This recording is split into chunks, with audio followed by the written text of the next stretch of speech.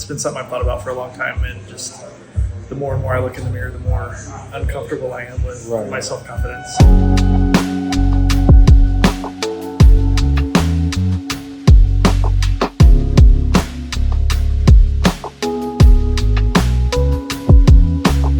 I'd probably say the hardest part is just feeling like I look a lot older than I feel, if that makes sense. Yeah. I've done the minoxidil, the finasteride, the pills. I even had a hair system before with another high-priced company that really did a bad job. It's been 8 years since I did theirs, and it was just a terrible experience.